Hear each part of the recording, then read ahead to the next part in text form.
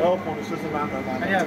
Çırağın bile senden iyi konuşur ama sen de yenemez abi şey.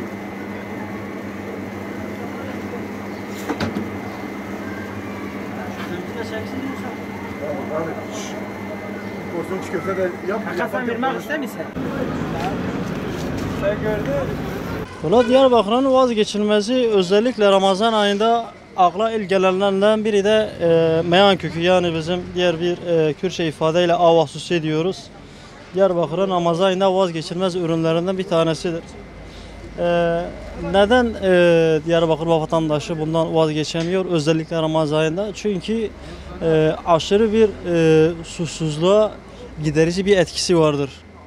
Evet, yani iftarda hemen hemen hepimizin bütün sofralarında meyan kökü şerbeti vazgeçilmez bir kültür değerimizdir diyebiliriz inşallah. Valla satışlar yani çok şükür gerçekten de umduğumuzun üstünde bir miktarla karşılaştık. Çünkü niye derseniz Ramazan özellikle bu sene yaz ayının en sıcak mevsimine geldiği için tabii bizim de hepimizin ilk etapta arayacağı ürün meyan köküdür. Ondan dolayı diyelim ki bu sene Ramazan bizim yüzümüze güldü. Öyle diyebiliriz. Fiyatlar konusunda yani tabiri caizse sudan ucuz diyebiliriz. Hemen hemen suyla aynı fiyata veriyoruz. Yani 1 litresi 1 lira. Valla aslında gerçi çiğ köfte Urfa'ya has bir ürün olduğu için yani bizim fazla bir şeye diyebileceğimiz şeyimiz yok. Ama şöyle bir şey var. Ne kadar da ismi Urfa'ya has olsa inşallah aslı bizdedir. Tabi Ramazan ayı da o da yani çiğ köftenin hemen hemen her sofrada görmek istediği ürünlerden biridir. Ama özellikle çiğ köfte severlere tavsiyem özellikle Ramazan ayında aç karınla kesinlikle tüketmemelerini tavsiye ederim. Çünkü yoğun bir baharat ağırlığı ile yoğrulduğundan çiğ köfte asıl ham maddesi baharattır.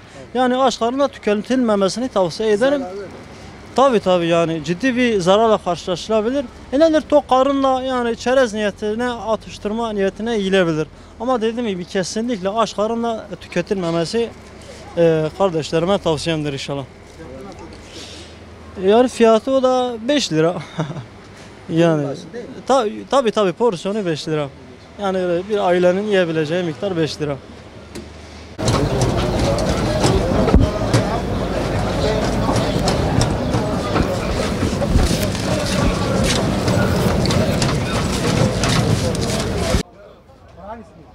Ha? Getir seni yarın da yasa sen bak. Allah razı olsun. Güzeldir ha.